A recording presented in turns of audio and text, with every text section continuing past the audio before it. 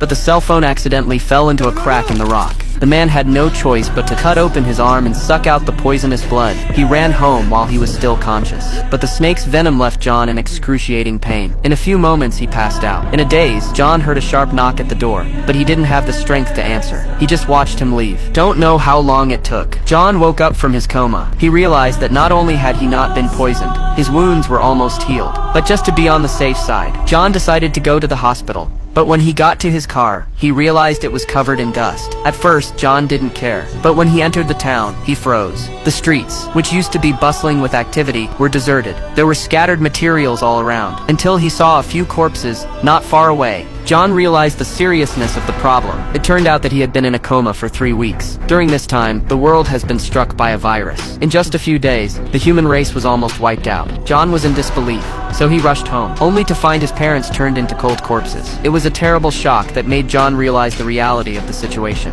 But he still had a glimmer of hope that there were other people out there. So he decided to go to the big city to find out. But all he saw were empty streets, even the once crowded entertainment venues. There wasn't a single living soul in sight. John had no choice but to let go of his obsession, and enjoyed the hot springs on the roof alone. He didn't even bother to get dressed. He went straight back to the hotel for a drink. But just as he was about to get drunk, suddenly appeared behind him 2 survivors. This certainly gave John hope. And after the explanation of the 2 people, John also understood the recent events. It turns out that a mysterious virus has appeared in the world, because the infectiousness is too high, and the death rate is too high. People did not have time to develop a vaccine. That's why the human race was almost wiped out overnight. The 2 of them met here on a business trip. They didn't die because they had antibodies in their bodies, but the death of their loved ones made them not want to live. They just wanted to stay here and wait for death. They invited John to stay with them. But John thought there was someone else alive, so he decided to go out and look for them, and then come back here. But no sooner had he left, there were 2 gunshots behind him. He didn't realize that the survivors that he had managed to find would end up like this. John was devastated. He stepped on the gas as hard as he could, intended to end everything just like this. But then John suddenly stopped the car. Turns out there is a dog standing in the middle of the road. Perhaps the presence of life gave John a little bit of comfort, so he named the dog Lucky.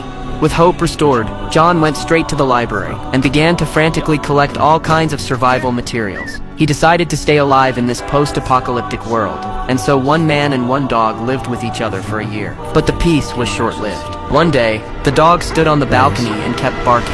When John approached the house was not far from the smoke. He didn't realize that in this apocalyptic world, there were still survivors like him trying to stay alive. The seed of hope was planted in John's heart once again.